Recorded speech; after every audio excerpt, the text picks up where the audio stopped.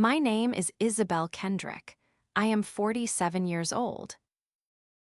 3 years ago, I sat in a probate courtroom in Duluth, Minnesota, and watched a judge's face change. Not because I raised my voice. I never raised my voice, not once, in 11 years of practicing law. I watched his face change because I set a single piece of paper on the table in front of him, a piece of paper my own father did not know existed. My father had spent 2 years telling anyone who would listen that I did the least for this family. That my brother Weston was the one who held us together after my mother died. That I was, in his words, always looking for what I could get. I sat there in a gray suit I had owned for 6 years, and I let the paper speak for me. It said my mother's real wishes, in her real handwriting, notarized by my own hand 4 years before her death, in my own kitchen, on a Tuesday afternoon with the coffee still warm on the counter. My father had forged the will that replaced it. He forgot one thing. He forgot that I was the one who had already sealed the real one. Let me take you back to how a woman who did the least ended up being the only person left holding the truth. I grew up in a split-level house on Vermilion Road, on the eastern edge of Duluth, close enough to Lake Superior that the fog rolled up the hill most mornings in October, thick enough some days that the streetlights stayed on until almost 10. Our house had a particular smell in the fall, wood smoke from the neighbor's chimney mixed with the cold, mineral smell of the lake itself, and I can still call it up perfectly if I close my eyes. My father, Roland Kendrick, worked 31 years for a shipping supply company down at the harbor. My mother, Margaret, taught 4th grade at a school 2 miles from our house. I was the older child by 3 years. My brother Weston came along when I was 3, and from the moment he could walk, our house organized itself around him, not because he asked for it, because he needed it or seemed to. He struggled in school. He struggled with friendships. He struggled, later, with jobs, with money, with staying in one city for longer than 18 months. Every struggle became a family project. Every project needed a coordinator. That coordinator, by default and without ever being asked, was me. I want to be precise about this because precision is the only thing that ever protected me. I was not resentful as a child. I loved my brother. I still do, in the complicated way you love someone you have spent your whole life propping up. But by the time I was 12, I understood something about our house that took my parents another 30 years to admit. There were 2 currencies in that family: attention, which flowed to Weston, and reliability, which was assigned to me without discussion, the way a job gets assigned to whoever is standing closest when the supervisor looks up. My mother was different from my father in one important way. She saw it. She never fixed it, not really, but she saw it, and every so often she would find a small way to acknowledge me that felt like oxygen. A note in my lunch bag on a hard week. A Saturday where it was just the 2 of us at the fabric store, no explanation needed. She was a careful woman. She kept records of everything. Report cards, dental appointments, the receipts from every appliance she ever bought. I used to tease her about the accordion folders she kept in the hall closet, labeled in her small, tight handwriting. I did not know yet that I would grow up to make my living doing exactly what she did with paper. She taught 4th grade for 29 years at the same elementary school, and every June, for as long as I can remember, a stack of thank you cards from that year's students arrived on our kitchen table. Cards she kept in the same accordion folders as everything else, sorted by year, going back further than I had been alive. She used to say that 4th grade was the last year children still believed adults when they said things would be okay, and that she took that responsibility seriously. I think now that the way she managed our family's paperwork was an extension of the same instinct. Keep the record. Protect the smallest, most overlooked details, because someone, someday, will need them to be true. I did not know that her habit of keeping records would end up being the only thing standing between me and losing everything she meant to leave me. I remember one afternoon in particular, the winter I was 14. Weston had failed a math test badly enough that the school called home. My parents sat at the kitchen table for 2 hours that night, talking through tutors, schedules, extra worksheets my mother printed at the library. I sat in my room down the hall with a report card of my own on my desk, 4 A's and a B, and nobody came to look at it. I am not telling you this to say my grades mattered more than his struggle. They did not. I am telling you this because I remember, at 14, deciding it was easier to simply not need anything, and I did not fully understand until much later what that decision cost me. My mother came in around 10 that night, sat on the edge of my bed, and looked at the report card without saying much. She just held it a minute, the way you hold something you want to remember. Then she kissed my forehead and turned off the lamp. She never said the words out loud, but she saw me. That was the whole exchange, and somehow it was enough to keep me going for another decade. Weston's rough patches were not small things, and I do not want to make them sound smaller than they were. At 19, he dropped out of a community college program in Bemidji after 2 semesters and moved back into his old bedroom for what was supposed to be a summer and stretched into 14 months. At 23, he lost a warehouse job in Duluth after a series of no-shows my mother always explained away as a scheduling mix-up with his manager. Though I sat close enough to those phone calls to know that was not quite what happened. At 26, he moved to Tucson chasing a business idea involving imported pottery that consumed almost $11,000 of my parents' savings before it folded within a year. Every one of these chapters came with a family meeting. Every family meeting ended the same way, with my parents deciding together how to help him land on his feet again. I was never in the room for those decisions, not because I was excluded on purpose, but because nobody thought to include a person who so clearly did not need the same kind of help. I want to be fair here. I do not think my parents loved him more than me. I think they were simply more afraid for him, and fear organizes a household louder than love does. I went to law school at the University of Minnesota. I specialized in estate and probate work, which surprised people who expected me to go into something more dramatic. I liked estate law because it was quiet. It rewarded patience and precision instead of theatrics. I passed the bar in 2003. I got my notary commission the same year, mostly because my firm required it of associates who handled closings. I want you to remember that detail. It becomes important later.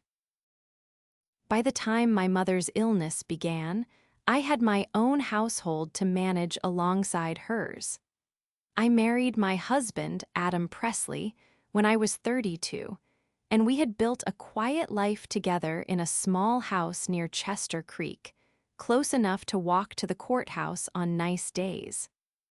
We did not have children of our own, though Adam had a daughter from an earlier marriage, Grace, who was 15 when my mother got sick, and who spent more than 1 weekend that year sitting in hospital waiting rooms with a paperback, waiting for me to be done so we could go get dinner somewhere quiet. Adam never once complained about how much of those 2 years belonged to my mother instead of to him. He simply adjusted, the way people who love you well tend to do without announcing it, picking up groceries, rescheduling our own plans, learning which of my mother's favorite radio stations to have playing softly when I brought her home from a hard appointment. I mention Adam and Grace here because they are the reason I never fully collapsed during any of this. A person can carry an enormous amount of invisible labor and still come home to a kitchen where someone left the porch light on for you. My mother died in March, 11 years into my career, after a 2-year fight with ovarian cancer. I was the one who drove her to every appointment in the last 8 months because my father worked full-time until the very end and Weston was living in Tucson at the time, 4 states away, in the middle of what he called a rough patch, which had by then lasted 6 years. I did not resent this either, not at first. I told myself it made sense. I had the flexible schedule. I had the medical vocabulary. I was, structurally, the logical choice. Those 8 months were the hardest stretch of my adult life, and I want to describe them honestly instead of rushing past them. I drove my mother to Essentia Health 3 mornings a week for most of that final year, first for chemotherapy, later for the appointments that stopped being about treatment and started being about comfort. I learned the smell of that infusion room, a mix of antiseptic and the vanilla hand lotion the nurses kept by the sink. I learned to read my mother's face well enough to know, before she said anything, whether the day would be a good one or a day where she needed the wheelchair from the car to the door instead of walking it herself. I kept a small spiral notebook in my bag, the same habit she had taught me without meaning to, and I logged every medication, every dosage change, every doctor's offhand comment that might matter later. My father visited on weekends. He loved her, I want to be clear about that. He was not an absent man in any dramatic sense. But the daily logistics, the ones that do not photograph well and nobody puts in an obituary, those were mine. Weston flew in twice that year, once for a week, once for 4 days, and both times my mother lit up in a way she did not for me, and both times I told myself that was fine, that was normal, that was simply how mothers were with a son who worried them. But something happened 4 years before she died that I need to tell you about now, because it is the whole reason I am telling you this story at all. My mother called me on a Tuesday afternoon in October, 4 years before her diagnosis. She said she and my father had finally updated their estate plan, something they had been putting off for a decade. She had used an attorney across town, a man named Warren Tolliver, deliberately not me, because she did not want either of her children accusing the other of undue influence down the road. She was, as always, thinking 3 steps ahead of everyone else in the family. The problem was that Warren Tolliver's second witness had canceled that morning with the flu, and my mother did not want to reschedule. She asked if I would come by, as her daughter, purely as a notary, to witness and seal the documents at her kitchen table. I remember that afternoon with a clarity I do not have for most of my own life. The coffee maker was gurgling on the counter. My mother wore a cardigan with a coffee stain near the left cuff that never came out in the wash. Warren Tolliver sat at the head of the table with a leather folder. My mother signed 3 documents: a pour-over will, a revocable trust, a durable power of attorney naming both my father and me as co-agents in case my father ever became incapacitated first. I signed as the notary. I stamped my seal in the corner of each page, the way I had done 100 times for strangers and never once for my own family. Warren Tolliver made 2 certified copies. One went into his firm's fireproof safe. One went home with my mother in a manila envelope. I did not ask for a copy for myself because it did not occur to me that I would ever need one. I was her daughter. I assumed I would simply know, one day, that everything had been handled. My mother explained her reasoning to me once, a few months after that afternoon, over the phone on a Sunday evening. She told me her own mother, my grandmother, had died without a will at all, back in Two Harbors in the 1970s, and the resulting mess had turned 3 siblings against each other for almost a decade over a house worth less than $20,000 at the time. She said she had watched her own mother's estate become a weapon, passed back and forth between people who claimed to love each other, and she was determined that would never happen to Weston and me. She structured the cabin and the account to be split evenly on purpose, not because she did not see how differently her 2 children needed help, but because she believed fairness on paper was the one thing she could still control, even after she was gone.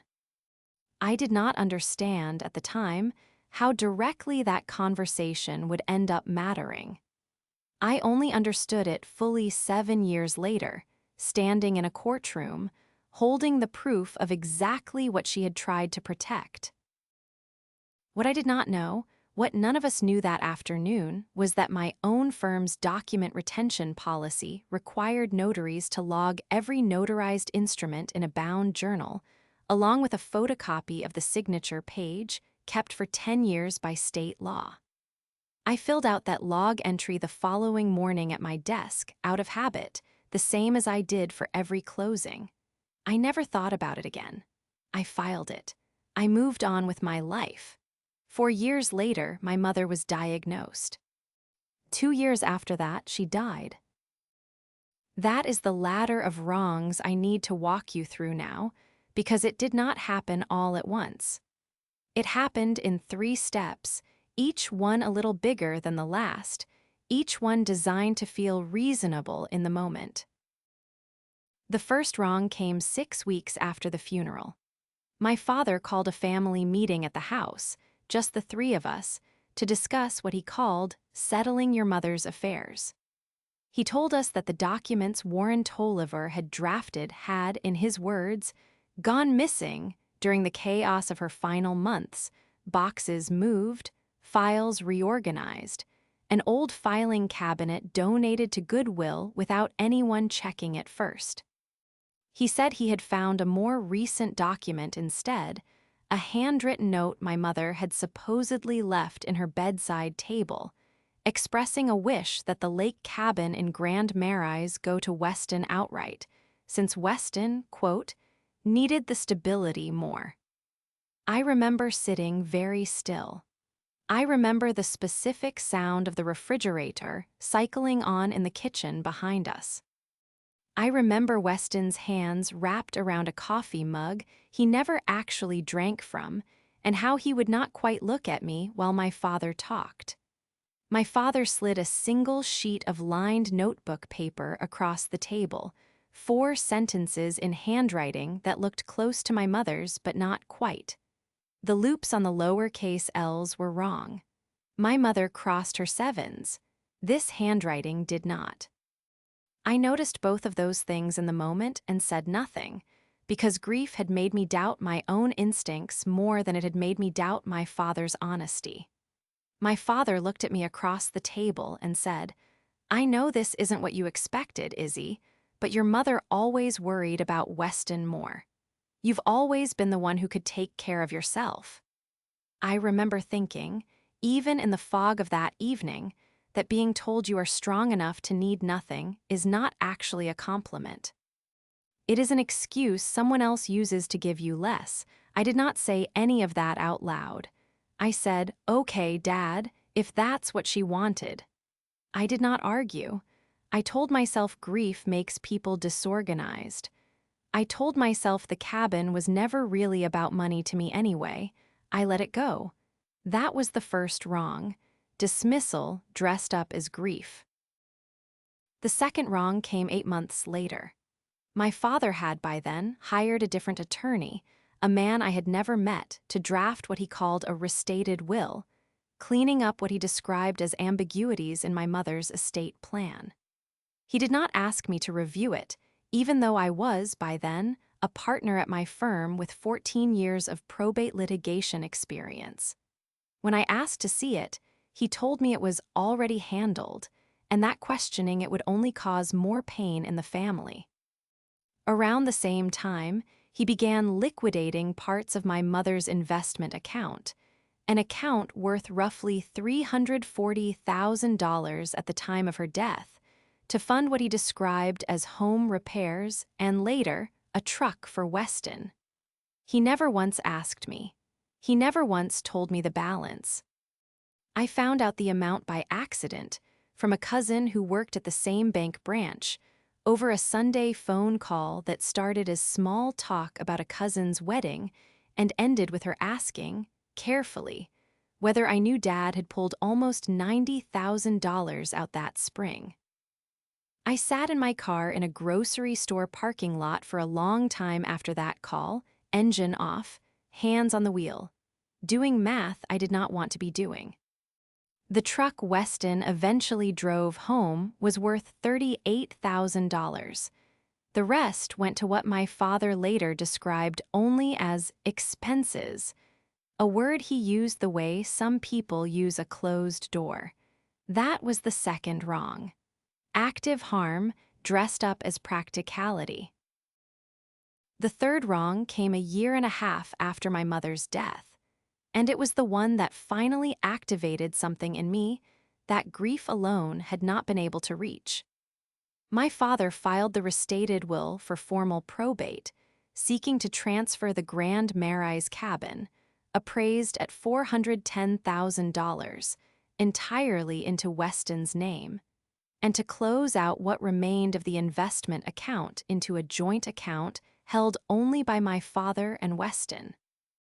I was listed in the filing as an interested party, which meant, under Minnesota law, that I had to be formally notified. I received the notice on a Thursday in April. It came in a plain white envelope from the St. Louis County Probate Court, the kind of envelope I had mailed to hundreds of strangers over the years, never once expecting to receive one myself with my own family's names typed across the top. I sat with it at my kitchen table for 11 minutes before I picked up the phone. My hands did not shake. I noticed that, oddly in the moment, the way you notice small physical facts about yourself during something large. My hands were steady. My coffee had gone cold in its mug. The refrigerator hummed the same way it had at my father's house 2 years earlier, and for a second I was 14 again, sitting with a report card nobody had asked to see. I called my father that night. I asked him calmly whether he had checked with Warren Tolliver's office before assuming the original documents were lost. He told me it was, quote, not my business anymore, and that I should let your mother rest. I asked Weston the same question a week later over the phone because he had flown in briefly to sign paperwork. He told me I was, quote, still keeping score, the same accusation he had been making about me since we were teenagers. I did not raise my voice with either of them. I have never once raised my voice at my family, not because I am naturally calm, but because I learned very early that calm was the only currency I had that no one could take from me. That same year, my Aunt Carol hosted Thanksgiving, and I found out 3 days beforehand, through a cousin's social media post, that the seating chart had already been finalized without me on it. When I called to ask about it, my aunt told me, gently, that she didn't want things to be tense given everything going on with the estate. As if my presence, and not my father's forgery, was the source of the tension. I spent that Thanksgiving alone, in my own apartment, with a rotisserie chicken from the grocery store and a documentary I do not remember a single detail of. I called Harriet Boone that night, not to talk about the case, just to talk. She did not tell me it would be fine. She told me it was allowed to hurt, and that hurting did not mean I was doing anything wrong.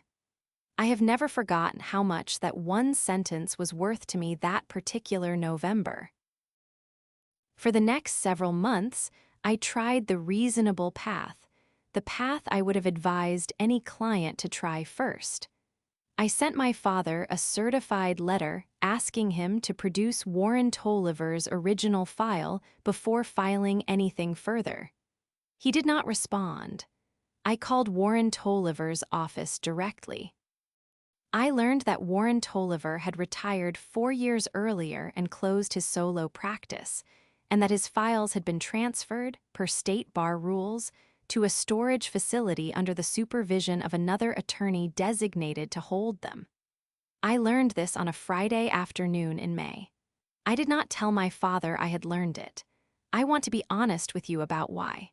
I was still, at that point, hoping he would simply stop on his own. I gave him nearly 8 more months to stop on his own. He did not. So I stopped trying to reach him, and I started building something instead. Once I stopped trying to argue and started looking backward instead, small things I had never questioned began to rearrange themselves. I remembered my father asking me, the week of the funeral, whether I still had any of that notary stuff from your old job.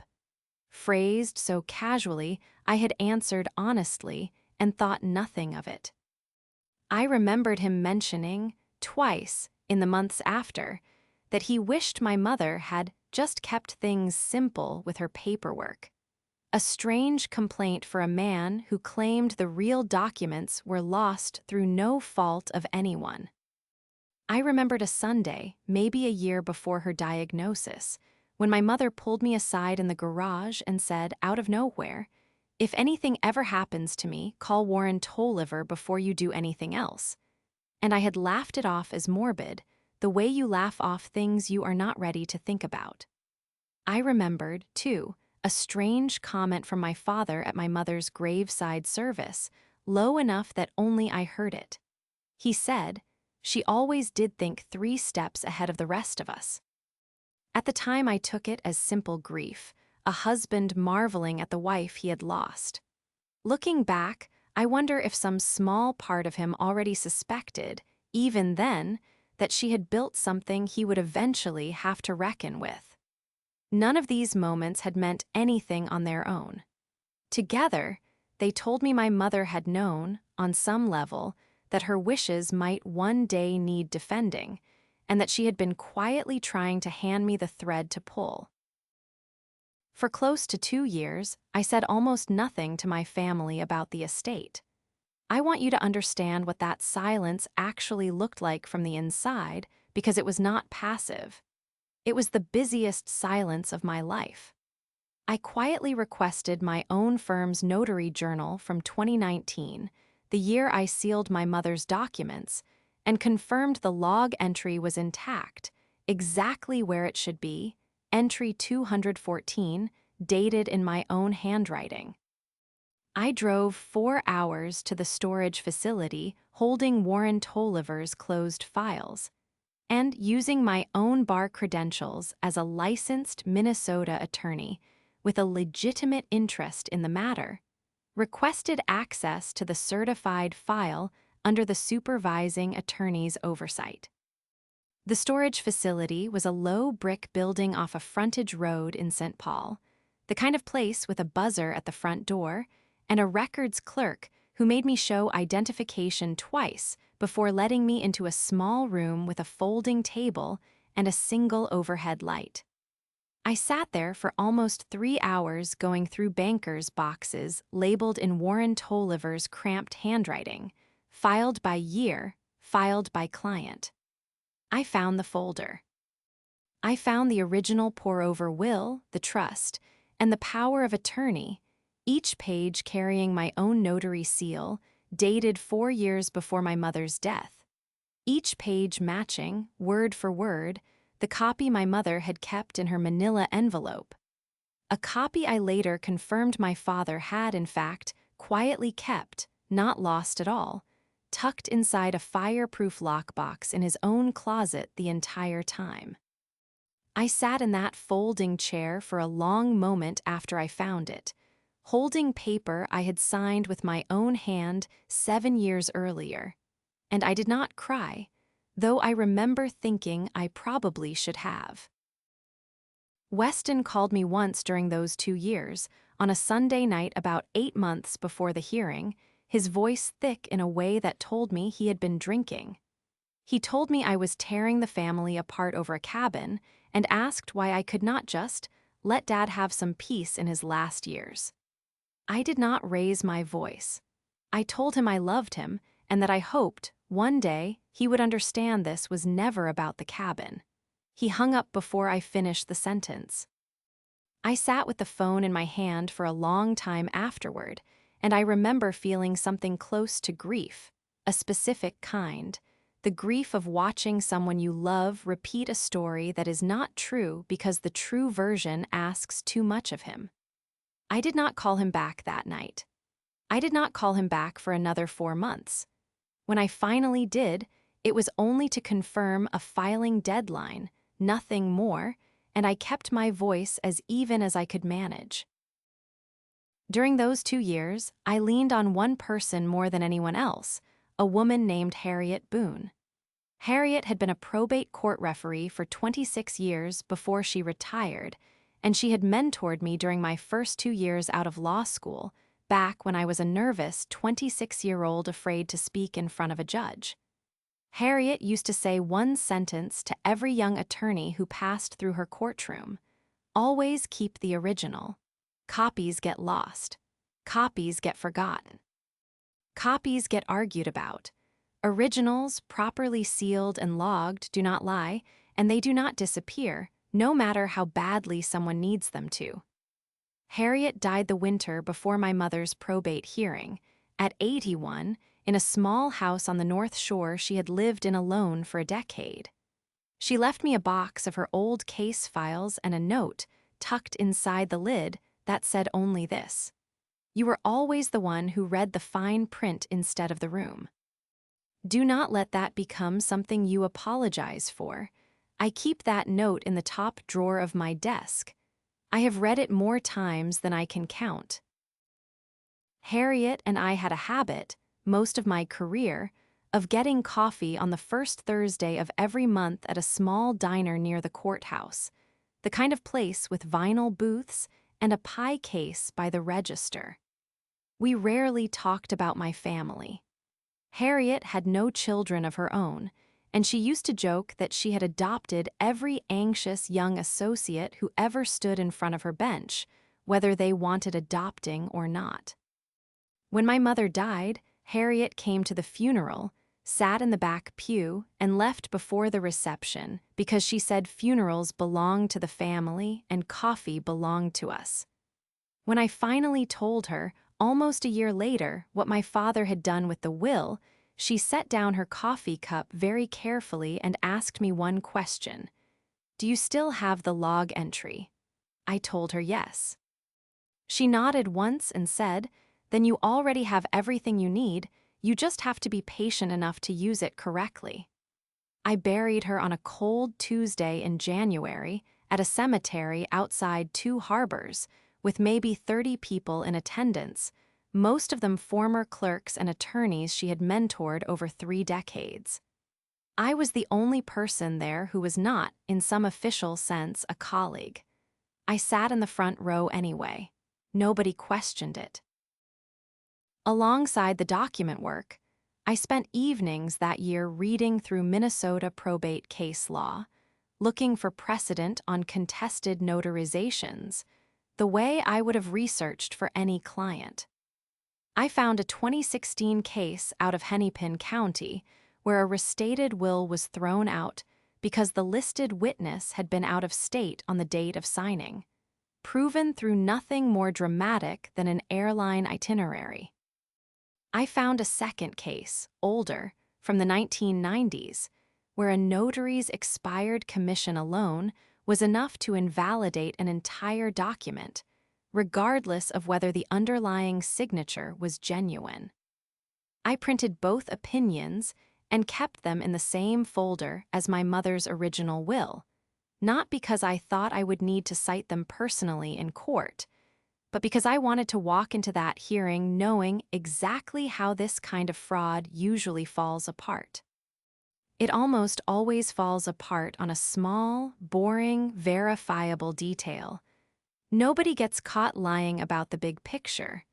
They get caught on a date, a signature, a commission that expired 18 months before anyone needed it to.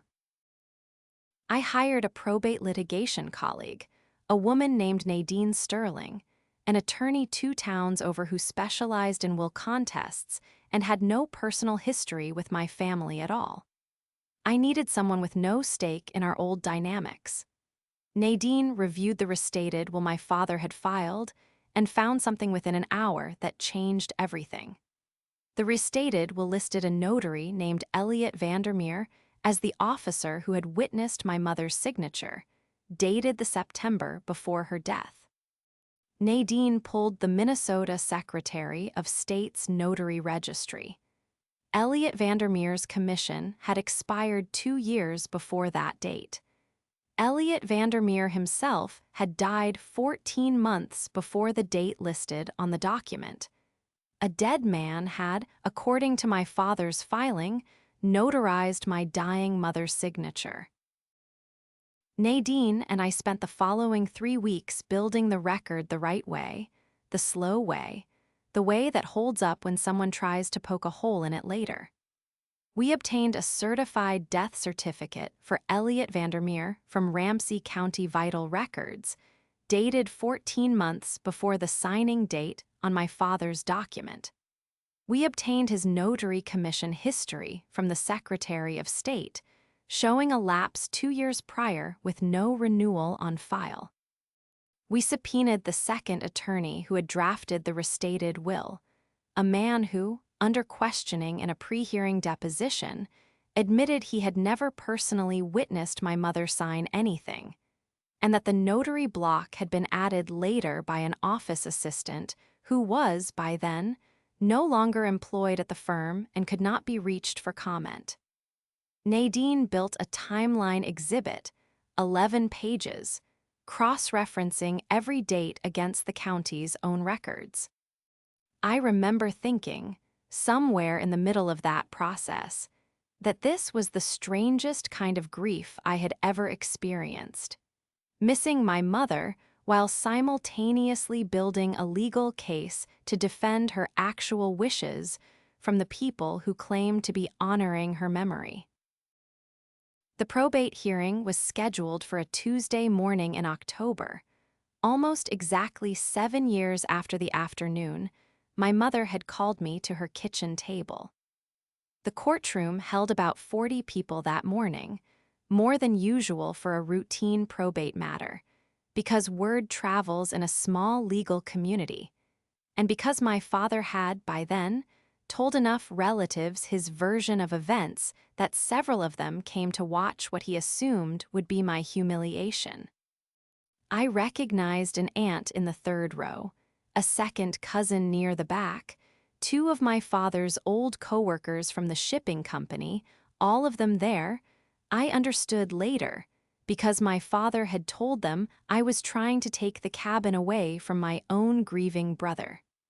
My father sat at the front table with his attorney.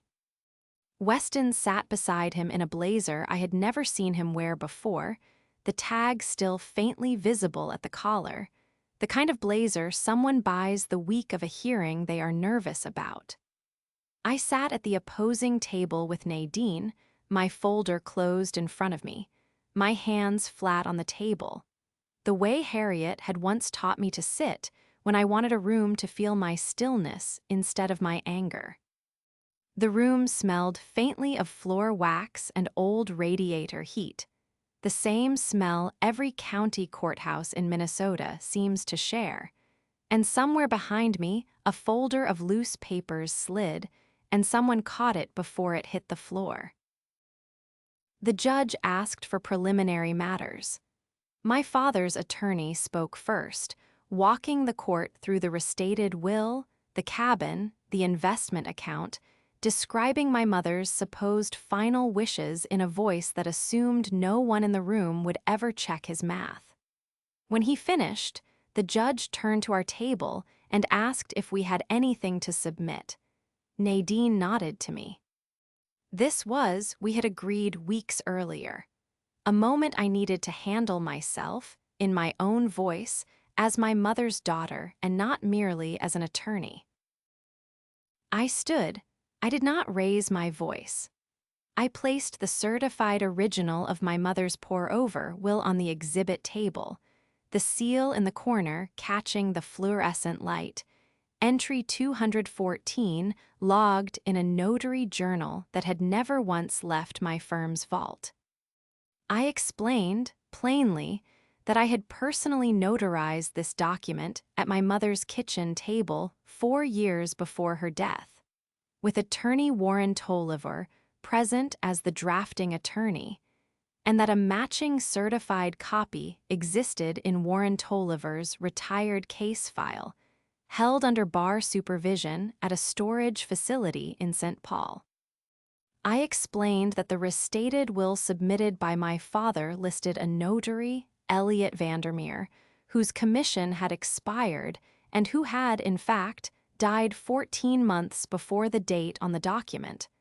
I did not accuse anyone of anything. I was reciting facts. Facts do not need volume.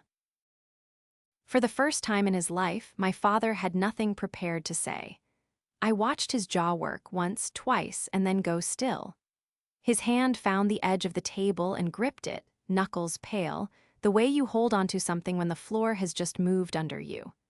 Weston stared at the table in front of him, and I noticed his blazer suddenly looked too big for him, though nothing about it had changed in the last 10 minutes. Somewhere behind me, my aunt in the third row let out a small, sharp breath. The judge asked my father's attorney if he wished to respond. There was a long pause before he said he would need to confer with his client. That pause is the sound I remember most from that entire morning. Not applause, not vindication in the way movies show it. Just a pause in a fluorescent-lit room that told me everyone present finally understood what I had already known for 2 years. My father caught up with me in the courthouse hallway before I reached the elevator. He did not apologize, not that day. He asked, quietly, how long I had known. I told him 7 years since the afternoon at the kitchen table. He looked for a moment like he wanted to say something else, and then he simply nodded and walked toward the men's room instead, and I let him go without following. I did not need him to say anything else that day. I had already said everything I needed to, on the record, in front of a judge, in a voice that never once had to rise above conversational. I called Adam from the courthouse steps the moment the judge recessed for the day. I did not cry on that call either, though my voice, he told me later, sounded different than he had ever heard it. Lighter somehow, like something had finally been set down after being carried too long. He asked if I wanted him to come get me. I told him I wanted to walk for a while first, alone, along the harbor, past the same shipping company docks where my father had worked for 31 years.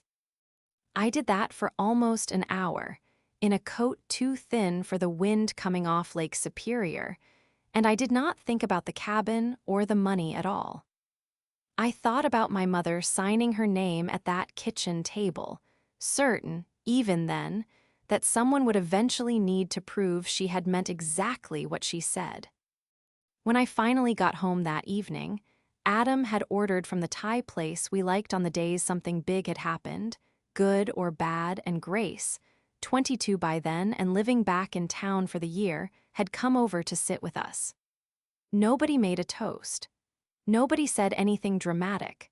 We just ate at the kitchen table, the 3 of us, and it was, without question, one of the quietest and most peaceful nights I can remember from that entire stretch of my life. The judge continued the hearing 8 weeks to allow for forensic review of the restated will's notary block. When the court reconvened in December, the finding was unambiguous. The restated will was invalid on its face, the notarization fraudulent, and my mother's original 2019 estate plan was reinstated in full. Under that original plan, the lake cabin was to be held jointly by both children, with a right of first refusal for whichever sibling wished to buy the other out. The investment account, what remained of it after my father's withdrawals, was to be split evenly, with my father required to account for and repay the difference over time. It was not a windfall. Legal costs, appraisal fees, and 2 years of accrued interest on my father's unauthorized withdrawals ate into what either of us actually walked away with.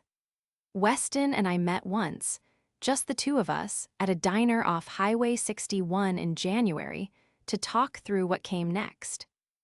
He looked older than I remembered, tired in a way that had nothing to do with the weather. He told me he had not known, or had not let himself know, how much of it was true until he watched my father's jaw lock in that courtroom. I believed him mostly. We agreed, outside of court, that he would buy out my half of the cabin over 5 years at a fair appraised rate, since he was the one who actually wanted to live near Grand Marais, and I had no real desire to fight over a building instead of the principal behind it. He paid the first installment on time.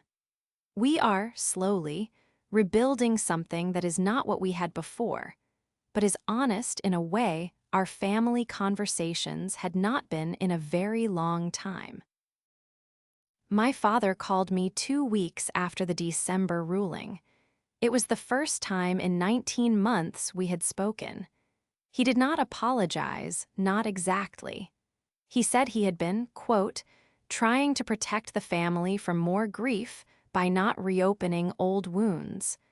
I told him I understood he believed that. I also told him I would not be managing his medical decisions or his finances again without a properly executed, fully transparent power of attorney, drafted by an attorney neither of us had a personal relationship with, reviewed by both Weston and me before either of us signed anything. I told him the door was not closed. I told him it would open at the pace I set, not the pace grief or guilt tried to set for him. He was quiet for a long moment. Then he said okay. That was the whole conversation. It was enough for a start. I have thought a great deal in the years since about what my father was actually afraid of. I do not think he woke up one morning and decided to become a man who forges documents. I think he was afraid of a much smaller, much more ordinary thing. I think he was afraid that if Weston did not get the cabin, Weston might finally have to face, at nearly 50 years old, that his life had not gone the way anyone hoped, and that facing it might break something in him my father did not think he could survive watching. My father spent 3 decades treating Weston's struggles as emergencies that required rescuing, and somewhere in there, rescuing became the only kind of love he knew how to offer. I do not say this to excuse what he did to me. Forgery is forgery, regardless of the fear underneath it. But understanding the fear helped me stop waiting for an explanation that made it hurt less, and start building a life that did not depend on getting one. My Aunt Carol called me the week after the December ruling, the same aunt who had rearranged a Thanksgiving seating chart without me. She said she had heard what happened from my cousin and wanted to apologize for not asking more questions sooner. I told her I appreciated the call. I did not pretend it undid anything, and I do not think she expected me to. We have a careful, polite relationship now, the kind you rebuild one small gesture at a time, and she has hosted me at every holiday since, always with a seat that was mine before I even arrived.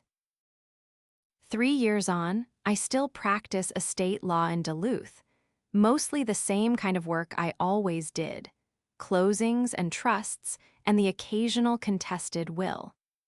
But I take on a handful of pro bono cases every year now, specifically for adult children, mostly daughters, who suspect a sibling or a parent has quietly altered a family estate plan and do not know where to start proving it. I keep a framed photo of Harriet on my office bookshelf, next to a small stack of blank notary journals I buy in bulk now and hand out to every young associate who joins my firm, whether they think they will ever need one or not. I visit the Grand Marais cabin twice a year, usually in late summer, and Weston and I have settled into something that looks, from the outside, almost ordinary. We do not talk about our father's version of events anymore. We do not need to. My father, for his part, calls every few weeks now, mostly to talk about the weather or a Twins game, small and careful conversations that neither of us has tried to rush past what they are. I do not know if he has ever fully admitted, even to himself, what he did. I have decided that is no longer information I require from him in order to move forward. When I sit back and think about all of this now, here is what stands out to me most. Doing the work quietly does not protect you from being written out of the story. For years, I managed my mother's appointments, then her estate, then the fallout of a fraud I did not create, and for most of that time, my own family described me as the one who did the least. I think about that whenever I meet a client, usually a daughter, sometimes a son, who has spent a decade being the reliable one and has nothing on paper to show for it. Reliability without documentation is invisible to everyone except the person carrying it. A document is only as strong as the person who kept the original. Harriet Boone told me that when I was 26 years old, and I did not understand yet how literally I would need to live by it. My mother's real wishes survived not because anyone remembered them correctly, but because a notary journal entry sat untouched in a vault for 7 years, waiting for someone to need it. I think about Harriet's note in my desk drawer more often than I think about almost anything else from that period. Keep the receipts. Keep the seals. Keep the log entries nobody ever asks to see, because one day someone will. Grief makes people vulnerable to whoever grieves the loudest first, not whoever grieved the longest. My father was not, I believe, acting purely out of malice. He was overwhelmed, and Weston filled that overwhelm with a version of events that flattered both of them. I watched an entire family reorganize itself around a story that was more comfortable than the truth. I think about how easily that happens in most families I have represented, how grief becomes an opening for whoever is best positioned to walk through it first. Silence is not the same as agreement, even when everyone around you treats it that way. For nearly 2 years, my family read my quiet as acceptance, as proof I had let the cabin go, let the money go, let the whole thing go. I was not letting anything go. I was gathering it. I think about how often the quietest person in a room is assumed to be the one with the least at stake, when often they are simply the one still doing the math. If you are sitting on something right now, a document, a fact, a name nobody has thought to ask you about, your silence is not surrender. It can be preparation if you let it be. Being calm in a courtroom is not the same as being calm about what happened. I want to be honest about that, because I do not want anyone watching this to think composure meant I had made peace with any of it. I was not at peace. I was prepared. Those are two very different things, and I spent years learning to tell them apart. There were mornings, during those 2 years, when I genuinely did not know if any of it would matter, when I wondered if I was simply the daughter who could not let go of a lake cabin, exactly the way my father and Weston described me. I want to be honest about that uncertainty, because I think it is the part most people leave out of stories like this one. If you are the one in your family who reads the fine print instead of the room, who keeps the folder nobody else wants to keep, I hope you find, the way I did, that the folder is worth more than anyone ever gave you credit for. And if there is a version of my mother's kitchen table somewhere in your own life, a moment where you quietly did the right thing and never thought to ask for a copy for yourself, I hope you still have a way to prove it when the day comes that you need to. I think about my mother often, more than I expected to at 47, usually in small, unremarkable moments. Filing a document at my office. Watching a client sign something at a kitchen table instead of a conference room. Teaching a young associate how to fill out a notary journal correctly, entry by entry, the way it was taught to me. She never got to see how any of this ended. I like to think she would not have been surprised. I think she built her plan the way she built everything else in her life, quietly, carefully, assuming someone dependable would eventually be the one to carry it through. I am glad, in the end, that it was me. If this story meant something to you, I want to hear about it. Drop a comment and tell me who kept the real records in your family, the one nobody thanked until it mattered. Type notarized if you know exactly what that kind of silence costs.